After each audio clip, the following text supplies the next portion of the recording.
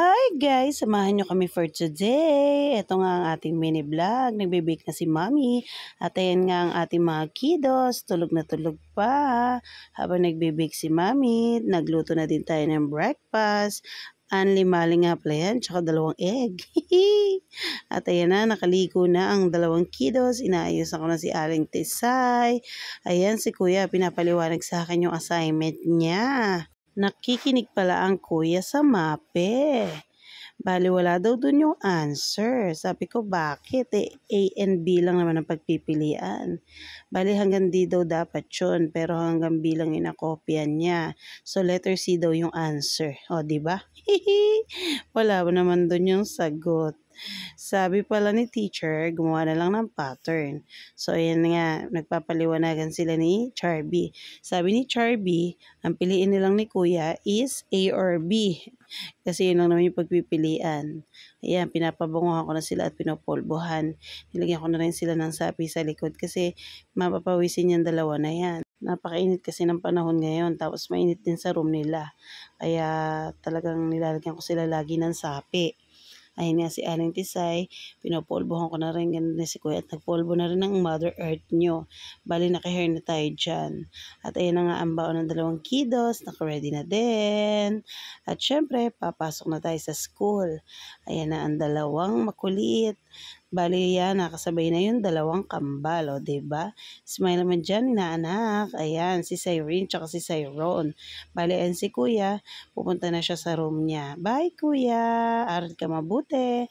At syempre, ayan na nga si Aling Tisay, o diba? Ang sweet-sweet nila ni Cyrene, holding hands while walking.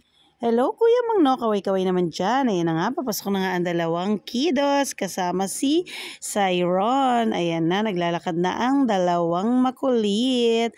At syempre, ayan ang mga classmate nila. Hi, Titan. Naku, umirap naman ang bonggang-bongga si Ayesa. May expert today. Hi, Turdy. Ayan si Turdy. Papasok na din yata sa school. Ayan na, binubuksan na. Kumakaway-kaway pa si Ate Rich. O, diba? Ayan na, nagpapasok ka na ang mga kiddos. Ayan na nga, nakapasok na tayo sa room. Ayan nga pala ang napakaganda nagbukas. At may S na naman yata ang inaanak for today. Ayan si Turdy. Umupo na ng bongga-bongga. O, diba? Ang cute-cute talaga ni Turdy.